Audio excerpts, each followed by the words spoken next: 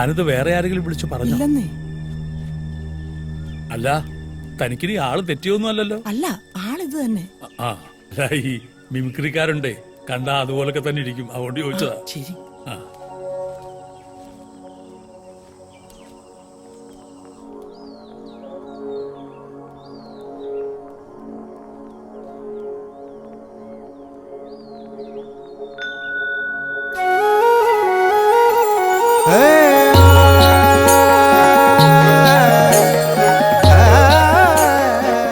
നമസ്കാരം.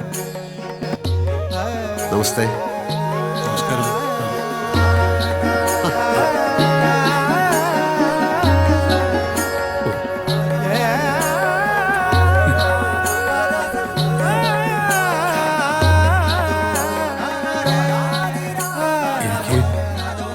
എനിക്ക് വിശ്വസിക്കാമോ? 100% വിശ്വസിക്കാം. ഓ, അത്ഭുതം. അല്ലാതെ ഇതിനൊരു വാക്കില്ല. ഈ താടിയൊക്കെ മലയ്ക്കുമുണ്ടോ? ഇല്ല, ഒരു സിനിമയ്ക്ക് വേണ്ടിയാ. ഓ ഓ, ഒരുപാട് സിനിമാ താരങ്ങളെ കണ്ടിട്ടുണ്ട്. ചില കല്യാണങ്ങൾക്ക് ഗുരുവായൂര്, ചിലരൊക്കെ നേരിട്ടറിയാം. പക്ഷേ അടുത്ത് കാണണം എന്ന് ആഗ്രഹിച്ച ഒരാള് ദാ. പക്ഷേ ഈ വിദ്വാൻ ഗുരുവായൂരപ്പനെ പോലെയാ, പിടിതരില്ല, വഴുതിക്കളെ. ഇപ്പതാ പ്രത്യക്ഷമായി. ആ, ഇരിക്കാം. ആ, വരൂ, ഇരിക്കൂ. ഹാ, ഇദ്ദേഹം മുമ്പ് പരിചയപ്പെട്ടിട്ടില്ല. ഇത് വി കെ മേനോൻ. മേനോൻ ദോഹയിലാണ് സ്വന്തം ബിസിനസ് ഒക്കെ ആയിട്ട്. നാട്ടിൽ ഞങ്ങൾ അയൽവക്കമാണ്. നാടെന്ന് പറയുമ്പോ പത്തനംതിട്ട, എലന്തൂര്, അതൊക്കെ ഞാൻ പഠിച്ചു വെച്ചിട്ടുണ്ട്. അയൽവക്കം എന്ന് മാത്രമല്ല, ഞങ്ങളൊരു കുടുംബം പോലെ കഴിയുന്നവരാണ് അന്നും ഇന്നും. ഓ, അത് മറന്നു. കുടിക്കാൻ എന്തെങ്കിലും കൊടുത്തോ? ഇല്ല. ആ, ഇതാണ് എന്റെ മകന്റെ അമ്മ. അടുക്കളയിൽ നിന്ന് വരകത്തേക്ക് വന്നോണ്ടിരിക്കുക, വാതിൽ വരെ എത്തി. ആ, എന്താ കുടിക്കാൻ? അങ്ങേക്ക് ഇഷ്ടമുള്ള എന്തും. ആ, എന്നാ തനിക്ക് ഇഷ്ടമുള്ള എന്തും ആയിക്കോട്ടെ. തിരക്കുണ്ടോ? തിരുമേനിക്ക് തിരക്കുണ്ടെങ്കിലേ ഉള്ളൂ. തൽക്കാലം വലിയ തിരക്കില്ല. അവിടെ കറിക്കരിയൽ വരെ ആയിട്ടുള്ളൂ. അത് കുട്ടികൾ നോക്കിക്കോളും. ആ, പ്രധാനപ്പെട്ട കാര്യം ചോദിച്ചില്ല. നളൻ നാരദനോട് ചോദിച്ചതുപോലെ, വരവിന്ന് എങ്ങ് നിന്ന് എന്തിനി ചെയ്യേണ്ടു ഞാൻ. വിൺവാക്ക് പറയുന്നതല്ല, തിരുമേനിയെ നേരിട്ട് കാണണമെന്ന് വളരെ കാലമായി ആഗ്രഹിക്കുന്നു. ഈശ്വര. ഇന്നിപ്പോൾ മേനോൻ ചേട്ടൻ തൃശ്ശൂരിൽ ഞങ്ങളുടെ ഷൂട്ടിംഗ് ലൊക്കേഷനിൽ വന്നു. ഇവിടേക്കാണെന്ന് പറഞ്ഞപ്പോൾ കൂടെ കൂടി. എല്ലാം കൂട്ടിയിണക്കി നോക്കുമ്പോ ഒരു നിമിത്തം, അല്ലാണ്ടെന്താ പറയുക. എന്നെ കൊണ്ട് എന്തെങ്കിലും ഉപകാരം പറ്റൂന്ന് വെച്ചാൽ, എന്റെ മോളുടെ വിവാഹമാണ്. ഓ, അതിന് സ്വാദുള്ള ആഹാരം വെച്ചു കൊടുത്ത് തിരുമേനി അവളെ അനുഗ്രഹിക്കണം. ഓ, സന്തോഷം. എപ്പോഴാ? അതെ, ആ ബുക്കൊന്ന് എടുത്തേ. മോന്റെ കമ്പ്യൂട്ടറെല്ലാം അടിച്ചു വെച്ചിട്ടുണ്ട്. പക്ഷെ അത് തുറക്കണേ, ആവും വരണം. എനിക്ക് പഴയ ശീലമാ, എല്ലാം എഴുതി വെക്കും. എപ്പോഴാ? ഒക്ടോബർ 15-ന്. ഒക്ടോബർ 15 എന്ന് പറയുമ്പോ ചിങ്ങം, കന്നി. അപ്പൊ മുഹൂർത്തം ഉണ്ടാവില്ലല്ലോ. അത് തിരുമേനി, വിവാഹം ഇവിടെ വെച്ചല്ല, അങ്ങ് ദോഹയെ വെച്ചാണ്. മേനോൻ ചേട്ടന് പരിചയമുള്ള ആൾക്കാരൊക്കെ ദോഹയിലാണ്. വരന്റെ അച്ഛന് നാട്ടിലേക്ക് ട്രാവൽ ചെയ്യാൻ പറ്റില്ല. അതുകൊണ്ട് ദോഹയെ വെച്ചാണ് കല്യാണം. അപ്പോ ദുബായ് വെച്ച് കല്യാണം, സദ്യ ഇവിടെ, അങ്ങനെയാ? അല്ലല്ല, രണ്ടും അവിടെ വെച്ച് തന്നെ. അപ്പൊ സദ്യ ഇവിടെ വെച്ചുണ്ടാക്കി അങ്ങോട്ട് കൊണ്ടുപോയി? അല്ല തിരുമേനി ദോഹയിലോട്ട് വരണം ഒരു 3 ദിവസത്തേക്ക്. നമ്മുടെ നാടിന്റെ രുചി അവിടെ ഉള്ളവരും അറിയണമെന്ന് മേനോൻ ചേട്ടന് വലിയൊരു ആഗ്രഹമുണ്ട്. ഓ, കഴിയുന്നതും ഒഴിവ് പറയരുത്. ഫോണിൽ പറയാതെ നേരിട്ട് വന്നത് അതുകൊണ്ടാണ്. അല്ല, അതെ, ഞാൻ വന്നത് തിരുമേനിയെ നിർബന്ധിക്കാനല്ല.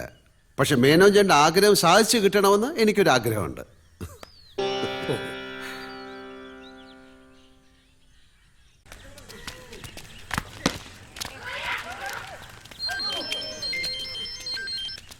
ഹലോ, ആ ആര്?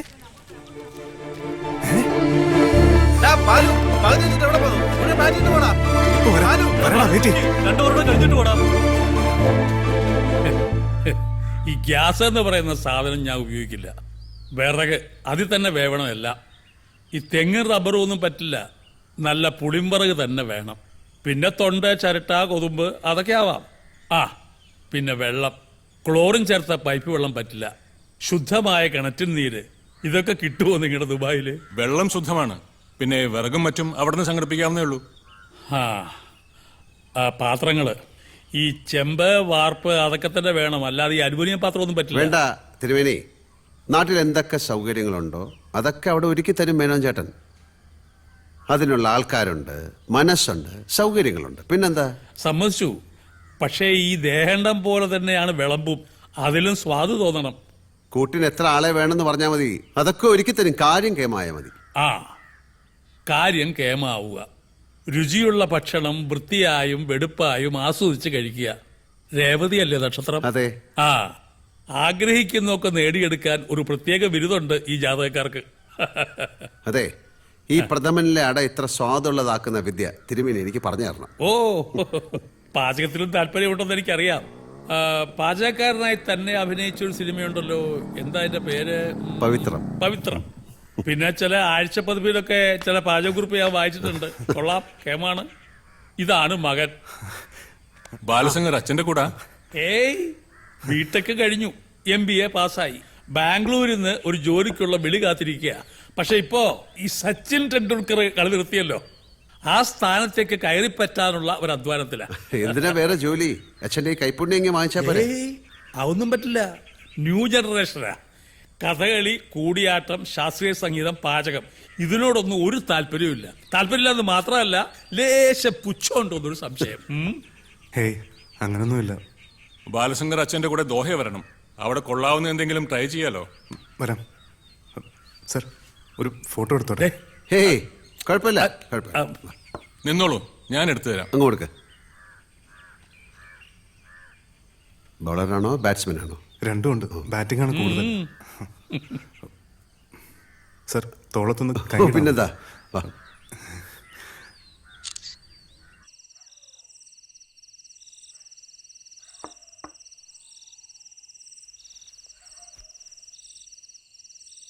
മനസ്സ് കഴിക്കുന്നിടത്തല്ലോ. അല്ല, നാളെയെങ്കിലും അവരെ വിവരം അറിയിക്കട്ടെ. മോള് വിളിച്ചിരുന്നു. ഇത്രയും വലിയ വലിയ ആളുകൾ വന്ന് വിളിച്ചിട്ടും പോകാതിരിക്കുന്നത് തെറ്റാന്നാ അവള് പറയുന്നത്. ഞാൻ പറയുന്നത് മറ്റൊന്നല്ലല്ലോ. പക്ഷേ മനസ്സിൽ ഓരോരോ ആശങ്കകൾ. അത് ആവശ്യമില്ലാത്തതാണെന്ന് വേണമെങ്കിൽ മറ്റുള്ളവർക്ക് തോന്നാം. പോണോ വേണ്ടയോ എന്നെ അലട്ടുന്നത് അതല്ല. ആ വിവാഹത്തിന്റെ മുഹൂർത്തം കേട്ടപ്പോ ഒരു നിമിത്ത ശങ്ക. കടൽ കടന്നാ പിന്നെ ജാതകവും പൊരുത്തവും ഒന്നും നോക്കണ്ട, അത് പറയും. എന്നാലും ഗ്രഹങ്ങൾ ലോകത്തെവിടെയും ഉള്ളതല്ലേ. ഒക്ടോബർ 15 എന്ന് പറയുമ്പോ കന്നി 28. അന്നൊരു മാരണം കൂടിയുണ്ട്. രാഹുവും കേതുവും മുഖത്തോട് മുഖം വരികയാ. ശനിയുടെ ദൃഷ്ടിയുണ്ട്. വിധിപ്രകാരം വിവാഹത്തിന് മുടക്കം വരും. മുടങ്ങുന്നതും നടക്കുന്നതും നമ്മളൊന്നും ചെയ്തിട്ടല്ലല്ലോ. അതിന്റെ വരും വരായികൾ അവര് നോക്കിക്കോളും. അവിടെ പോയാ നമ്മുടെ കൊച്ചിനൊരു രക്ഷ കിട്ടുമെങ്കിൽ പഠിത്തം കഴിഞ്ഞ് അലയുന്നത് കാണാൻ വയ്യ. ഇതിന്റെ ഇടയിൽ അവന്റെ ജാതകം ഞാനൊന്ന് മറിച്ചു നോക്കി. വ്യാഴം തുടങ്ങിയല്ലോ. ഒരു ജോലി, ഒരൊറ്റ ജോലി, അല്ലാതെ പല പല ജോലികൾ മാറിക്കയറുന്ന പരിപാടിയില്ല. ആ ജോലിയിൽ അവൻ രാജപദവിയിൽ എത്തുന്ന വിദേശവാസമാ പറയുന്നതും. അമ്മേ, നീ എന്റെ പ്രാർത്ഥന കേട്ടു. മെനക്കേടാണ്. പാസ്പോർട്ട്, അതിനുള്ള പോക്കുവരവ്. ആ, സമയമുണ്ട്. ചിങ്ങം കഴിയുമ്പോൾ ഇവിടെ കല്യാണങ്ങളുടെ തിരക്ക് തീരുമല്ലോ. ആ, നീ എന്താ എത്ര വൈകിയേ? ആ, വൈദ്യശാല പോയിരുന്നു. ഇത് അച്ഛന്റെ കുഴമ്പ്. 2 എണ്ണം മിക്സ് ചെയ്ത് ഒരു ഭരണിയിലാക്കി വെക്കണം എന്ന് പറഞ്ഞു. ഇത് അമ്മയുടെ കഷായം. അറിയാലോ, 60 മില്ലി ഇളം ചൂട് വെള്ളത്തിൽ 20 മില്ലി കഷായം ചേർത്ത് അതിരാവിലെ വെറും വയറ്റിൽ. മതിടാ, എന്നും കഴിക്കുന്ന എന്നെയാ ഇവനിപ്പോ പഠിപ്പിക്കാൻ വരുന്നത്. ദുബായിൽ നിന്ന് മേനോ സാറ് വിളിച്ചിരുന്നു. രാത്രി തിരിച്ചു വിളിക്കാന്ന് പറഞ്ഞു. അച്ഛൻ എന്തെങ്കിലും ബുദ്ധിമുട്ടുണ്ടെങ്കിൽ നിർബന്ധിക്കണമെന്നും പറഞ്ഞു. അതിന് പോകാൻ തീരുമാനിച്ചല്ലോ. കൊടുക്കായി അമ്മേ. ഈ തീരുമാനത്തിന് പിന്നിലെ സ്ത്രീ ശക്തി അമ്മയാണ്. എന്നാല് ഈ സ്ത്രീ ശക്തിയോട് നീ പറഞ്ഞേക്ക് എന്റെ കൂടെ നിന്റെ അമ്മ ഉണ്ടാവണം. അല്ലാതെ ഒരിടത്തേക്ക് ഞാനില്ല. അമ്മ വരുന്നില്ലേ? ബെസ്റ്റ്. പിന്നെ എന്ത് ഗൾഫ്? ഇത് നമ്മളെല്ലാരും കൂടെ ഉള്ള ഒരു സ്റ്റൈലും ട്രിപ്പ് അല്ലേ? അന്യദേശമാണ്, മത്സ്യമാംസാദികൾ ഭക്ഷിക്കുന്നവരാണ്, കക്കൂസി പോയ കടലാസ് ഉപയോഗിക്കുന്നവരാണ്. ഇങ്ങനെ ഓരോന്ന് പൊറുപൊറുക്കാൻ തുടങ്ങും. എന്റെ അമ്മ ഈ ഗൾഫ് എന്ന് പറഞ്ഞാൽ ഇപ്പൊ പഴയതുപോലൊന്നും അല്ല. ഇവിടെ കിട്ടുന്ന എല്ലാ സാധനവും അവിടെയും കിട്ടും. രാവിലെ തൊഴാൻ പോണെങ്കിൽ അമ്പലം വരെ ഉണ്ട്. അതെ, ഏത് നാട്ടിലായാലും നമ്മുടെ ഉള്ളു ശുദ്ധമായി സൂക്ഷിച്ചാൽ മതി. ശുദ്ധി എന്ന് പറയുന്നത് അഗ്നിയാ. വേണ്ടാത്തതെല്ലാം അവിടെ സ്വയം ദഹിച്ചോളും. അതെ. ആ ആ നമ്മുടെ ചുറ്റുവട്ടത്തൊക്കെ ദോഹയിൽ പണിയെടുക്കണ ചിലരൊക്കെ ഉണ്ട്. ഓരോരുത്തരെ കാണുമ്പോഴും നമ്മൾ പറയും അബ്ദുവിന്റെ കാര്യം. ഒരു കണ്ടുപിടിക്കാത്തതാണോ മെനക്കെടാത്താണോ എന്ന് നമ്മക്കറിയില്ല. ഇപ്പൊ എത്ര കൊല്ലായി ഉമ്മ? 9 വർഷമായി മോനെ. ഇവന്റെ തള്ള ഇവനെ പ്രസവിച്ച് 1 മാസമായപ്പോ പോയതാ ഓൻ. അങ്ങനെ ഇരിക്കുമ്പോ ഒരു എഴുത്ത് വരും. ഇത്രയും കാലമായിട്ട് അവന്റെ കെട്ടിയോളുടെ മൊബൈലിലേക്ക് 5ഓ 6ഓ പ്രാവശ്യം വിളിച്ചിരിക്കണേ. ആരെങ്കിലും ഏർപ്പാടാക്കി തിരുമേനി ഓനെ കണ്ടുപിടിച്ചേരണം. തിരുമേനി പറഞ്ഞ ഓൻ വരും, എനിക്ക് വിശ്വാസ. ഉമ്മാനെ മറന്നോട്ടെ, ഓന്റെ കെട്ടിയോളില്ലേ, ഒരു കുട്ടിയില്ലേ. എനിക്കിപ്പോ വന്ന് ഓളുടെ മുഖത്ത് നോക്കാൻ തന്നെ പേടിയാ. ഈ കവറിൽ ഓന്റെ ഫോട്ടോ ഉണ്ട്. ഞാനും ഓളും മാറി മാറി കുറെ എഴുതിയിട്ടുണ്ട്. അതിന്റെ അടിയിൽ ഇവനും ഏതാണ്ടൊക്കെ വരച്ചു വെച്ചിട്ടുണ്ട്. ഉമ്മ വിഷമിക്കാതിരിക്കുക. നമുക്കവിടെ ആളുകളുണ്ട്. ഇക്കയെ തപ്പിയെടുത്ത് കൊണ്ടുവരാൻ പറ്റുമെന്ന് നോക്കട്ടെ. ഇതാ അടച്ചോനെ, കുറച്ച് സമാധാനം കിട്ടിയ പോലെ. ഇതാ പെട്ടിയിൽ സൂക്ഷിച്ചു നോക്ക്. ബസ് ഇറങ്ങി കുറച്ചു ദൂരം നടന്നു വന്നതല്ലേ, ഇത്തിരി സംഭാരമെങ്കിലും കഴിച്ചിട്ട് പോവാം. ആ വാ മോനെ.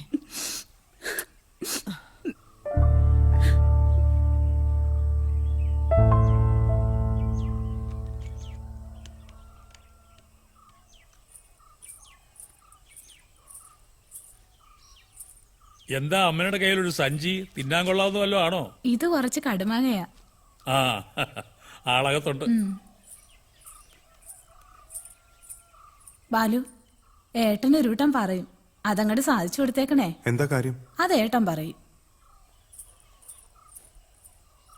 ആ ഗോന്നരെ, താനും ബാലും ഒരാഴ്ച മുമ്പ് പോണം. അവിടുത്തെ ഒരുക്കങ്ങളൊക്കെ നോക്കണം. പോരായ്ക എന്തെങ്കിലും ഉണ്ടെങ്കിൽ വിളിച്ചു പറയണം. ലിസ്റ്റ് അനുസരിച്ചുള്ള പച്ചക്കറിയും പലവഞ്ഞനും ഒക്കെ സംഘടിപ്പിച്ച് വെക്കണം. ഞങ്ങള് 3 ദിവസം മുമ്പങ്ങ് എത്താം. വിളമ്പുകാർ തലേന്ന് വന്നാലും മതി. ഞാൻ പറയുന്നത് മനസ്സിലായോ? മനസ്സിലായി. ആ പിന്നെന്തായി ഗോവിന്ദ, പാൻറ്റൊക്കെ തയ്ച്ചോ? പാൻഡോ? പിന്നെ തന്റെ മുണ്ടും കോടൊന്നും പറ്റില്ല.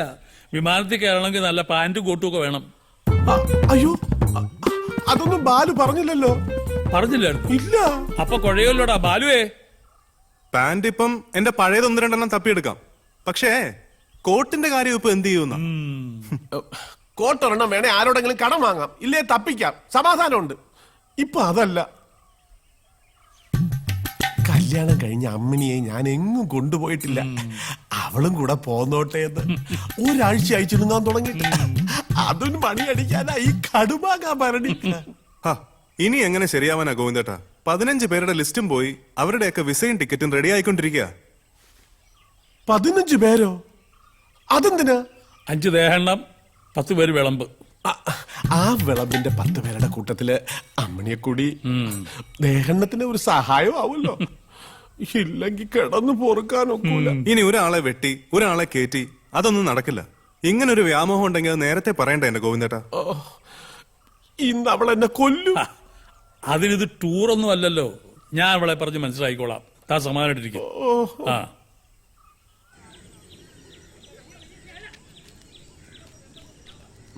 കോളടിച്ചല്ലോടാ ബാലു.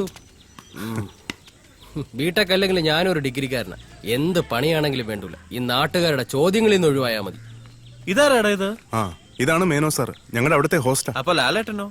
ലാലേട്ടൻ ഈ കൈ അങ്ങേർക്ക് തോന്നിയിട്ട് തോളിലിട്ടാണോ അതോ നീ പിടിച്ചു വെച്ചതാണോ? പോടെ ഞങ്ങൾ തമ്മിൽ നല്ല അടുപ്പമാണ്.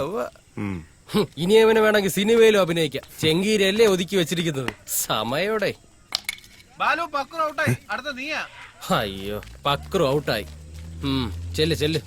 ആ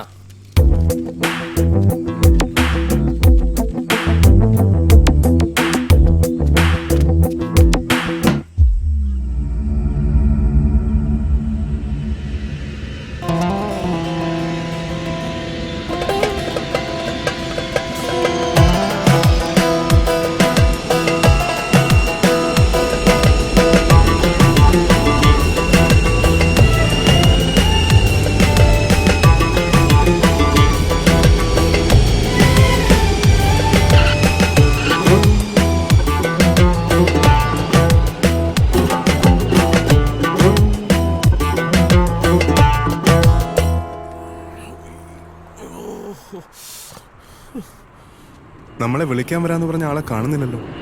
ആള് വന്നാലും വന്നില്ലെങ്കിലും എനിക്കിപ്പോ മൂത്രമൊഴിക്കണം. ആ, അത് വരുന്ന വഴിക്ക് അവിടെങ്ങാനും ആയിക്കൂടായിരുന്നു. അവിടെ ഒന്നും കണ്ടില്ലാതെ.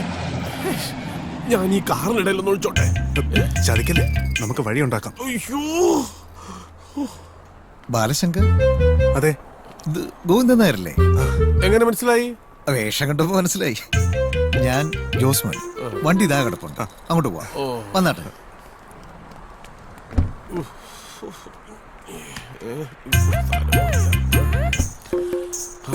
മുമ്പിൽ കയറാം. ഇവിടെ സ്റ്റിയറിംഗ് എന്ത് വണ്ടിയാ? ആ വണ്ടി ഇവിടെ